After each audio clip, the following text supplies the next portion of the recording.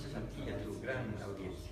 Estaba anunciando, oye, lo que se está viviendo en Caracas, esas escenas en las calles de la capital venezolana, traen recuerdos de esas épocas terribles de la hiperinflación durante el siglo pasado y en las transacciones diarias donde la realidad deja en evidencia el escaso valor que tiene la moneda local. Tremendo. La gente está pesando los billetes, ya no saben de billeteras, grave. Gravísimo. Bueno, nosotros hemos tenido ese trauma de la hiperinflación en 1984-85. En la época uno llevaba canastas al mercado, no para comprar los productos, sino para llevar el dinero. O cuando ibas a la discoteca, yo era muy joven en la época, tenías que pedir las cervezas de una vez todas, porque si pedías más tarde era mucho más caro. La hiperinflación probablemente es el fenómeno económico más dañino, más brutal, es el impuesto más duro, especialmente sobre la gente más pobre. Ahora, Venezuela todavía no está viviendo una hiperinflación, porque hiperinflación se define, hay un profesor Kegan que dice que hiperinflación es cuando la tasa de inflación, o sea, la inflación promedio en un mes, es 50% durante 3 meses por lo menos. Y eso no ha ocurrido todavía en Venezuela. La tasa anualizada de inflación en Venezuela está alrededor de 720%, están en una recesión brutal, menos 10%. Y lo más interesante de esto, el fenómeno de hiperinflación, es que a veces es más fácil acabar con la hiperinflación que con una inflación alta. Explico por qué. Cuando hay hiperinflación, generalmente la hiperinflación es un fenómeno donde todos los actores económicos ya no creen en la moneda y están en una lucha por un pedazo de la renta, están en una lucha corporativa y aumentan sus precios desenfrenadamente. ¿Eso qué pasa? Entonces, llega un momento en que la moneda pierde su valor, la moneda se vuelve papel, porque un billete, ¿no es cierto?, no es más que un papel garantizado por el Estado por su solvencia. Y los billetes pueden ser para unidad de cuenta, nuestras cuentas las hacemos en una moneda, puede ser reserva de valor y también medio de cambio. Cuando hay una hiperinflación se pierde, ¿no es cierto?, por lo menos lo que es medio de cambio y se pierde lo que es reserva de valor, ya nadie cree en el dinero. Y por lo tanto, la gente se comienza a refugiar o en bienes durables o, como era en nuestro caso, en dólares. Entonces lo que ocurre es que esta hiperinflación, que es un desorden total, tú vas a una tienda y dices, bueno, ¿cuánto vale una corbata? Y te va a decir 10 millones de pesos bolivianos en la época, pero al día siguiente vale 40 millones de pesos bolivianos. Pero ya, en este caso, la tienda, las empresas, las personas comienzan a dolarizarse y colocar que la corbata en realidad vale $5, multiplicado por el tipo de cambio que va cambiando todos los días. Entonces, si el promedio de los agentes económicos, empresas, personas, comienzan a pasarse al dólar como moneda, y eso ocurre generalmente cuando la hiperinflación ya la gente rechaza completamente el dinero, cuando eso ocurre se reconstruye una estructura de precios relativos en otra moneda. Entonces, cuando tú vas a comprar la corbata o cualquier otro producto, ¿cuánto cuesta? Cuesta $10 o $5 o $3 o su equivalente en millones, ¿no es cierto?, vinculados al tipo de cambio. Pero la estructura de precios ya se ha reconstruido en dólares. En ese momento es que tú tienes que ser capaz de hacer políticas fiscales, monetarias, estructurales para cambiar la moneda. Entonces, Venezuela está todavía en un estadio intermedio y es mucho más difícil resolver un problema de una inflación alta, 700, 800%, que una hiperinflación como en el caso boliviano de 11.000%, porque la estructura de precios relativos todavía no se ha reconstruido en otra moneda, ¿no? Y eso es tremendamente difícil de hacer. Y lamentablemente, pues Venezuela están tomando medidas bastante inútiles y que muestran que están en una situación política y económica muy grave, camino a una hiperinflación, pero por supuesto que nadie quiere llegar a una hiperinflación para resolver el tema, ¿no es cierto? Porque es como querer matar las cucarachas en una casa poniéndole una dinamita, porque eso es lo que es una hiperinflación. Pero una vez que la hiperinflación es inevitable, generalmente tiene sus propios gérmenes que la destruyen y reconstruyen los precios relativos en otra moneda, y ahí vienen los planes de estabilización consistentes, coherentes, que te permiten pasar a un periodo de estabilización. El billete de mayor denominación es de 100 bolívares fuertes. No, equivale a 5 centavos de dólar en el mercado negro. Y obviamente quisiera que hoy nos hables del mercado negro, de la parte oscura que envuelve este tipo de situaciones. Hay medidas que el presidente venezolano ha adoptado, cerrar la frontera con Colombia. Sin embargo, hay diferentes movimientos económicos dentro de lo que se llama el mercado negro del dólar. Por favor, danos un análisis sobre lo que ocurre para comprenderlo mejor. Mira, lo que ocurre generalmente es que ¿qué son los precios? Los precios son como las señales de tránsito. Entonces, si los precios están elevados, es rojo, la persona no compra. Si están verdes, pues porque ha bajado, va a comprar. Señala. Cuando va uno al mercado, en realidad pasa por su carrito, por el supermercado, lo que puede estar viendo son precios. Y de acuerdo a la restricción presupuestaria que tengas, 1.000 bolivianos, 2.000 bolivianos, 500 bolivianos, tú vas acomodando y esos precios te van informando qué puedes comprar y qué no puedes comprar en un determinado momento. Lo que ocurre es que cuando tú tienes una inflación, esos precios se vuelven locos, ¿no es cierto? Y ya no están señalizando escasez o abundancia, no están señalizando qué es lo que puede comprar una persona o una empresa, sino están señalizando un desorden enorme en la economía fiscal, económico, monetario, etc. Entonces, muchas veces los gobiernos lo que intentan hacer es controlar precios. Dicen, no, están subiendo demasiado las papas o la leche, entonces control de precios. Y controlan los precios, pero como el control no funciona, comienzan a aparecer los mercados negros, ¿no? O el tipo de cambio, o digamos el dólar comienza a subir demasiado y no hay dólares, y el gobierno dice, no, va a haber varios tipos de cambio, para importadores, para exportadores, para la plata que mandan las personas, digamos, a sus hijos en el exterior, varios tipos de cambio como hay en Venezuela, como hubo en Bolivia en los años 80 también. Entonces también el gobierno intenta controlar eso, pero no se puede, parece un mercado negro. El mercado negro es la mano oscura de un mercado que ya no se resuelve con precios, sino con especulación, ¿no es cierto? Y esos mercados surgen muchas veces porque el gobierno intenta controlar. Mira, el tema del control de mercados y de control de precios existe desde el siglo XIII. En la época al que no cumplía con el control de precios, lo quemaban vivo en aceite. En esa época no pudo haber, o sea, se tuvo que parar el control de precios por falta de aceite. Entonces es tremendamente difícil controlar. Entonces lo que ocurre, comienzan a haber especulaciones, mercados negros, estos que, como te digo, se aprovechan de que el Estado ha colocado algún tipo de control y dicen, bueno, no hay agua. ¿Quiénes se aprovechan? Los que tienen la información. Los que tienen la información. En esa época de la UDP, ¿recordás vos que de pronto vimos a nuevos ricos, nuevos millonarios, precisamente por el manejo de la información y cuándo subían, cuándo... Así es, mucha gente vinculada al Banco Central, mucha gente, políticos, digamos, especularon con el dinero, compraban barato y vendían, digamos, muy caro, compraban a tasas de cambio preferencial y las vendían más barato. Había salida de dólares que se vendían al exterior, digamos Argentina, Chile, en fin, y habían los mercados, por supuesto, del dólar, pero también habían los mercados de la harina, los mercados del pan, los mercados de las conservas, en fin, una serie de mercados que comienzan a surgir por la escasez o por el control. Un ejemplo obviamente muy diferente, pero que te muestra cómo funcionan estas cosas. Ha desaparecido el agua en nuestra ciudad, ¿no es cierto?, por la crisis que ha habido.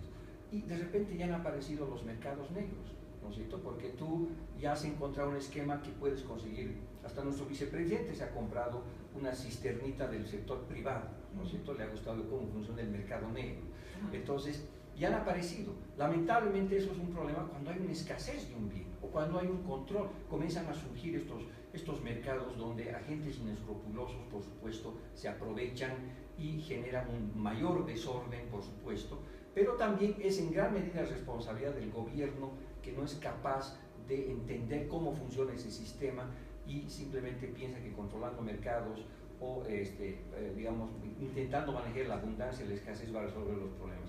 En gran medida los problemas de la hiperinflación y la inflación en nuestros países en América Latina en los últimos 30 años han sido fuertemente responsabilidades de gobiernos que no han entendido el funcionamiento del sistema. Más aún cuando la economía de un país como en el caso de Venezuela está basada en la producción de petróleo. O sea, todo funciona bien cuando el precio del barril está por encima de los $100, pero cuando está por debajo de los $50 el impacto es enorme. Y bueno, Venezuela, sumergida en esta crisis económica grave, la respuesta del gobierno de Nicolás Maduro fue imprimir más y más dinero. Así es. Bueno, sus compañeros de Bolivia debían haber contado la historia de la hiperinflación en el 85 en Bolivia, porque se hubiera evitado muchos problemas. Y lamentablemente un país tan interesante, con tanto potencial, Venezuela exporta tres cosas: petróleo, arepas y Miss Universo, no hace nada más. Entonces se ha ido al extremo lo que es la concentración en algunos recursos, y ahora, ¿no es cierto?, están en una economía absolutamente descontrolada, déficit público elevadísimo, el precio de la gasolina es prácticamente regalado, tienen escasez de absolutamente todos los productos, filas por todos lados, una recesión gigantesca de menos 10%, una inflación altísima, y en los últimos días se les ha ocurrido la idea de que la culpa la tiene la moneda, y van a hacer desaparecer los 100 bolívares, ¿no es cierto?, como un mecanismo de control, pero es que es absolutamente inútil, ¿no es cierto?, porque para resolver la hiperinflación o la inflación elevada que están viviendo, tienes que atacar las raíces. La moneda es simplemente el efecto.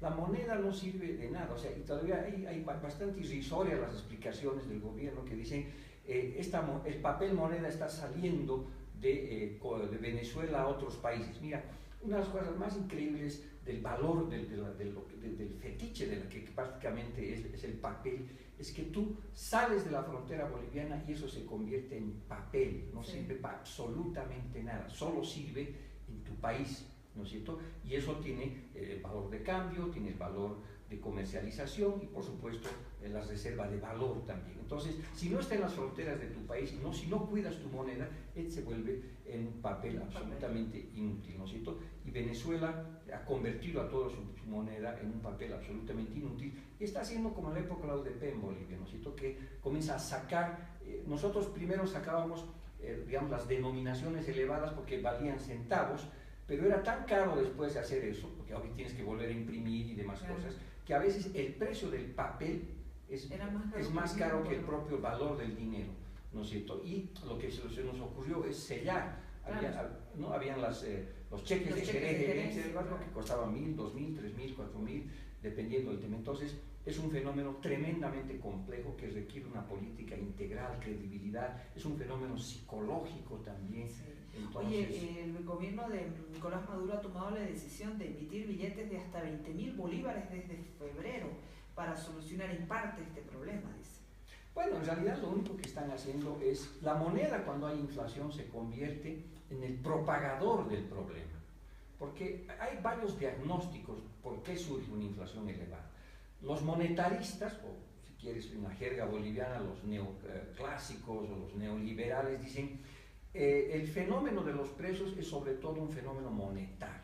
Si tú pones demasiado dinero en la economía respecto a la cantidad de bienes y productos que produces, va a haber ese exceso de moneda, va a hacer que los precios suban. Esa es la política, digamos, es la visión neoliberal.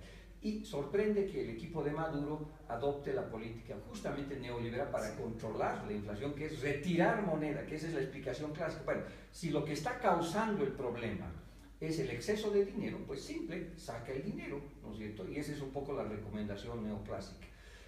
Otra escuela, una escuela más keynesiana, una escuela más neoestructuralista de la inflación, te dice la inflación es resultado de un conflicto distributivo, la inflación es resultado de cuellos estructurales, la inflación es resultado de problemas en algunos de los precios desalineados, como puede ser el caso del petróleo o en algunos casos de los alimentos. Entonces la inflación es un fenómeno de conflicto social. La inflación, donde la moneda lo único que hace es que los grupos sociales comienzan cada uno a aumentar su precio, aumenta el costo, aumenta el salario, aumenta el precio, y se vuelve una guerra de precios, y el gobierno, para atenuar esa guerra de precios, lo que tiene que hacer es imprimir. ¿No es cierto? Imprimir, y lo único que está haciendo es echarle gasolina al fuego de la inflación, ¿no es cierto? Entonces, eso por supuesto, por eso, digamos, una persona como yo me considero heterodoxo en términos de política económica, te diría que para resolver la inflación no tienes que trabajar por el lado de la moneda, como lo está haciendo Maduro, como sugerían, ¿no es cierto?, hacerlo en los años 30 En Alemania tú tienes que trabajar resolviendo los temas estructurales, reconstruyendo los precios relativos, reorganizando la economía, dándole mucha coherencia a tu banco central, recuperando la credibilidad del papel, ¿no es cierto? Anclando a tu tipo de cambio para que la gente te crea, porque es un tema de credibilidad, ya nadie te cree. En la época de la UDP se hicieron muchos programas que eran muy parecidos al 21060, pero no funcionaba porque la gente no les creía. En el fenómeno de la inflación hay un tema de credibilidad.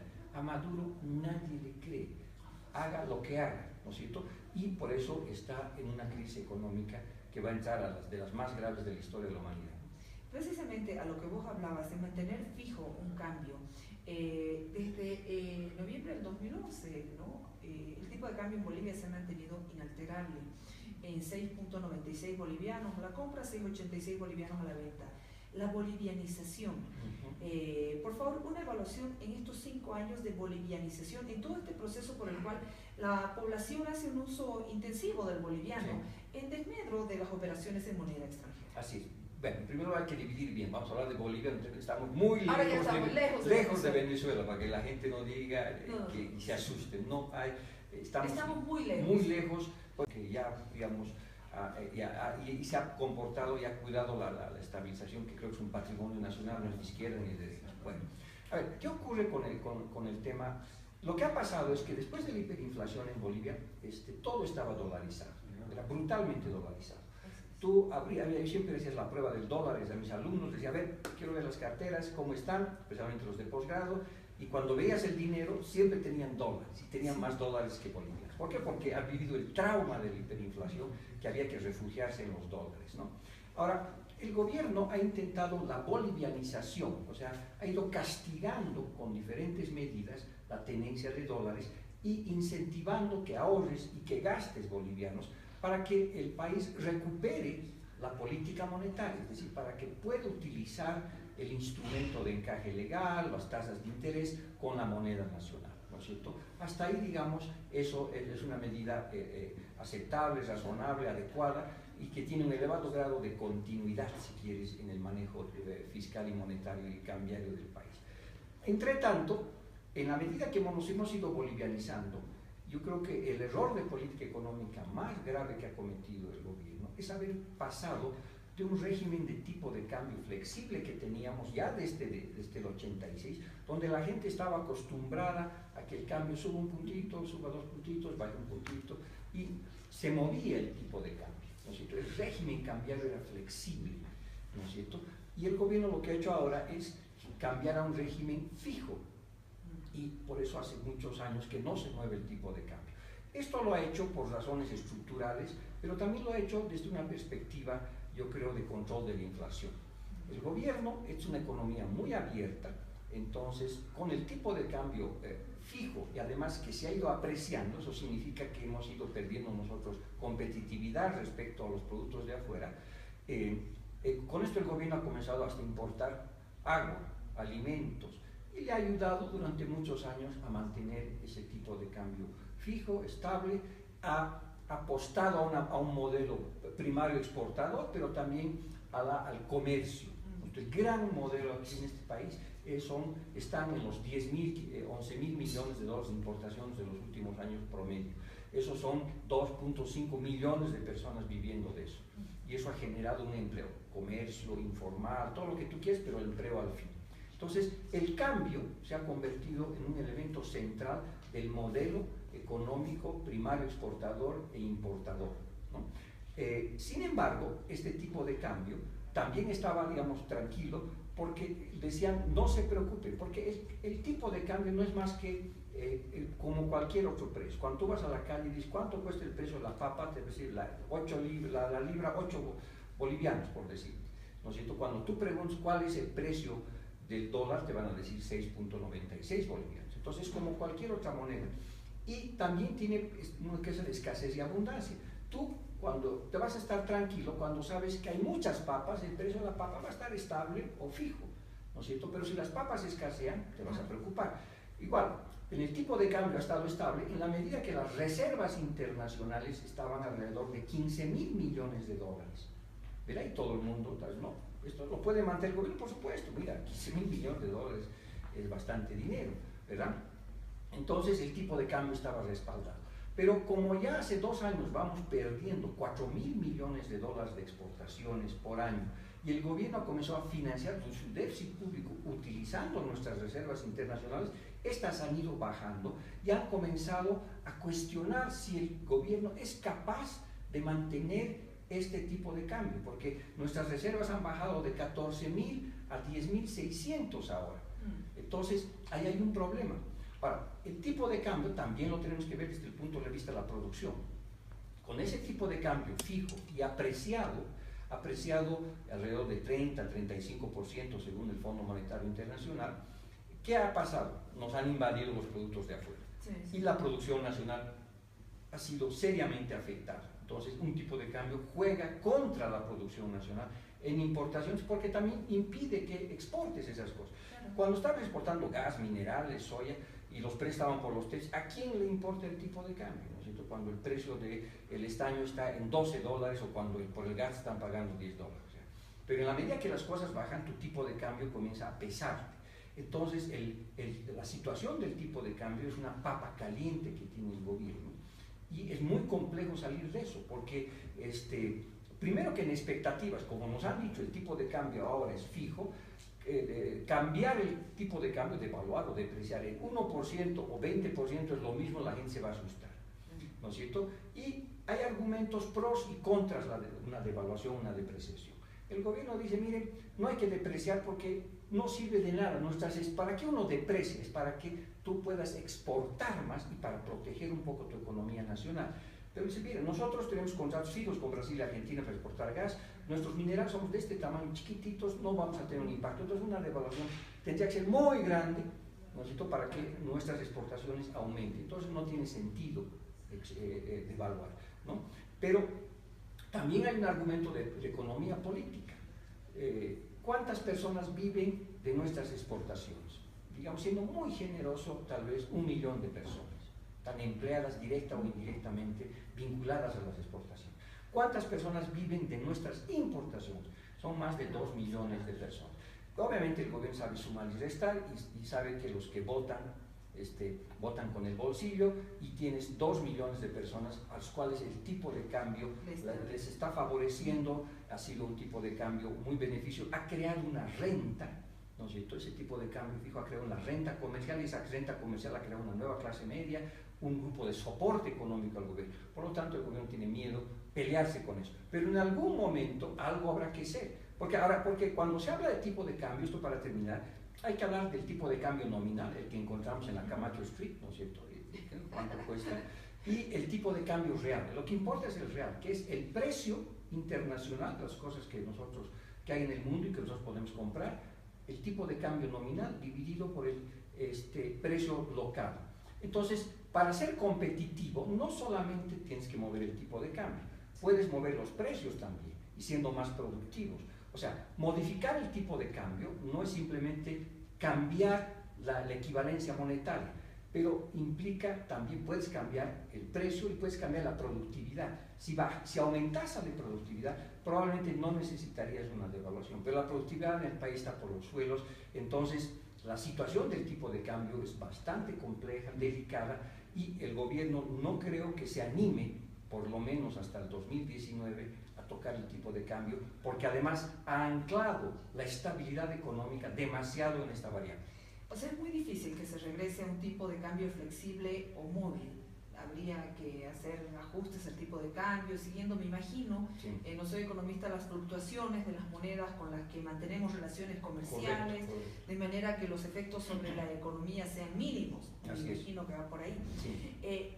En el caso de las carteras o préstamos que realiza el sistema financiero, por ejemplo, revisaba la información del Banco Central de Bolivia, que decía, la bolivianización en cartera o préstamos que realiza el sistema financiero en moneda nacional alcanzó el 99% hasta mediados de este año. Así es. Y el 84% en los ahorros. La gente está apostando al peso boliviano. Definitivamente. Y digamos, no solamente está apostado, sino que está penalizado utilizar dólares, porque te cobran el ITF, ¿no es cierto? O sea, ha habido una serie de restricciones. Ahora, cuando tú tienes tipo de cambio fijo, es muy fácil que uno se vaya de una moneda a la otra. A mí lo que me preocupa, y ojalá que no ocurra, es que la gente ya no le crea que el gobierno puede mantener el tipo de cambio y haya un ataque especulativo, que sea que la gente que devalúe, diga, no, yo voy a poner mi plata más en dólares que en bolivianos, ¿no? Eso es peligroso y ojalá que no ocurra, ¿no es cierto? Pero está entre las posibilidades que pueden pasar. Pero, de todas maneras, ¿no es cierto?, es saludable que se haya bolivianizado la economía en los valores que tú has mencionado. Y por eso es también tan importante que el gobierno sea consistente en preservar la estabilidad y manejar el tipo de cambio y manejar los precios de manera adecuada. Porque el billetito que tenemos vale 20 bolivianos, tiene que valer 20 bolivianos. Porque, ¿qué ocurre? Cuando hay una inflación de 5%, los 20 bolivianos valen menos 5% al final del año, ¿verdad? Entonces tenemos que ser capaces de... Ahora, lo que preocupa un poco es que el gobierno, yo creo que está apostando demasiado a un crecimiento muy elevado, que ya no corresponde al contexto internacional que estamos, y para eso está hace 4 años ya con un déficit público muy elevado. 3.5 el 2014, 6.6 el 2015, este año tal vez cercano al 5%, y al año 7.8% del Producto Interno Bruto. Son como 3.000 millones de dólares de déficit. ¿Por qué eso es peligroso? Porque puede estar afectando a la inflación, te puede desestabilizar tu moneda. Y para que los bolivianos sigamos confiando y apostando al boliviano, digamos, para ahorrar, para prestarnos, para hacer negocios, hay que preservar eso. Y no hay que descuidarse en el manejo fiscal, no hay que enloquecerse, ¿no es cierto?, en meter el gasto corriente como estamos haciendo brutalmente, seguimos gastando, ¿no es cierto?, en cosas que no son necesarias gastar. La inversión pública está muy enloquecida pensando que el avión de la economía va a llegar al 2019, ¿no es cierto?, y eso es una probabilidad solamente. Entonces hay que tener mucho cuidado de preservar eso. Yo creo que la economía boliviana, para que su tipo de cambio sea competitivo, hay que aumentar la productividad, pero de alguna manera hay que reducir la velocidad de la economía. Vayamos a un aterrizaje suave y no forcemos un aterrizaje duro, ¿no es cierto?, porque la economía boliviana ya es de otro tamaño, porque ha cambiado el contexto internacional. Los precios del gas, de los minerales están en otros niveles y hay que hacer el ajuste ahora y no se puede hacer política con eso. El ajuste hay que hacerlo de manera negociada, parcial, porque ahora sí se puede hacer ese tipo de cosas porque estamos en buenas condiciones. Para finalizar, te digo, Gonzalo, la gente que tiene un dinerito extra, ¿cómo lo va a guardar? ¿En dólares o en bolivianos? Bueno, ahorita yo creo que todavía hay mucha gente que está guardando en bolivianos, ¿no? ¿En dólares? En dólares está muy fuerte, o sea, salvo que tú tengas deudas en dólares, que tengas planificado que tengas planificado que tu hijo vaya a estudiar afuera, digamos, ¿no es cierto? O que tú tengas que hacer un viaje afuera, probablemente una parte lo mantendrás en dólares. Pero por el momento, además, cuando tú ahorras en dólares en Bolivia, te están pagando 0 prácticamente tasas de interés. En cambio, si ahorras en bolivianos, es muy probable que te puedan pagar 6%, hay estos bonos navideños que está dando el gobierno, ¿no es cierto? Entonces, pero siempre, digamos, hay que seguir el consejo de la abuela, ¿no es cierto? Hay que diversificar y no hay que poner todos los huevos en la misma canasta. Muchas gracias, querido Gonzalo. Siempre Muchísimas un gracias. lujo tenerte aquí en el programa. No, muchas gracias por la invitación. Estamos a nivel nacional en televisión universitaria a través de la Red Universitaria Boliviana de Información y a través de streaming. Así es. Bueno, nos vamos a la pausa. Enseguida regresamos, tenemos mucho más para ustedes aquí en Jaque Mate. Gracias. Genial, sí, claro. Qué bueno,